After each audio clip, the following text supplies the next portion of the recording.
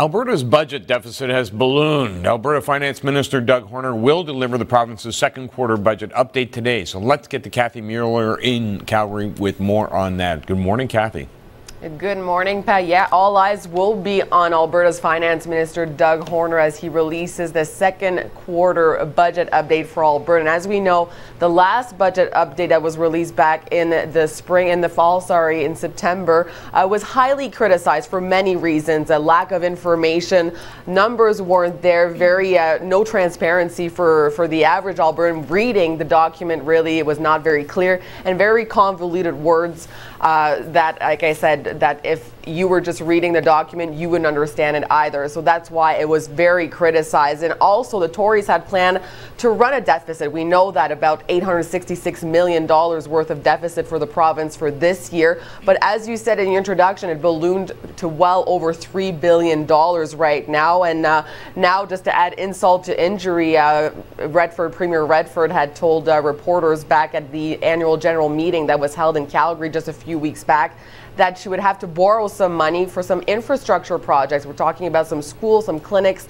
and also some road projects that she wants to upgrade. So definitely, this is not looking good for this budget update that's coming up just in a few hours in Edmonton. So we'll have to wait and see exactly what happens there. But we did catch up with the Premier in Toronto yesterday and what she had to say about this budget update. Have a listen. You know, some people think it's best to pay for schools, to pay for hospitals, once the money is in the bank. That is short-term thinking. To pay up front means that we're not going to be able to deliver the services to Alberta families that they need today.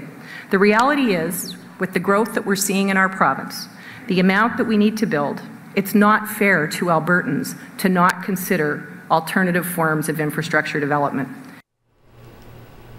Now, Derek Filderbrand of the Canadian Taxpayers Federation here in Alberta says the Redford Tories had two choices: go the honest route or actually have an illusion created from this budget update. Have a listen.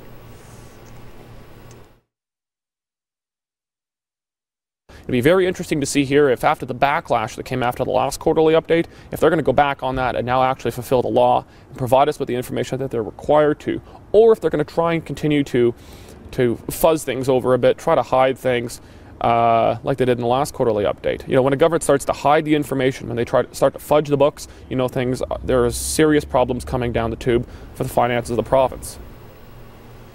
Now, with that being said, the official opposition Wild Rose parties say they're hopeful that the Tories will be able to balance the books, but really we'll have to wait and see around 11 o'clock local time what transpires from this budget update, Pat. But as we know, the Tories have made some big promises in the last election campaign, and promises based on really high oil prices. And the problem is right now the oil prices have dropped quite significantly low, around $85 a barrel. So all the promises that they've made, they've based it on around $100 a barrel, $106 a barrel. So we'll have to wait and see exactly how they're going to get out of this big ballooning deficit that they're facing at this point, Pat.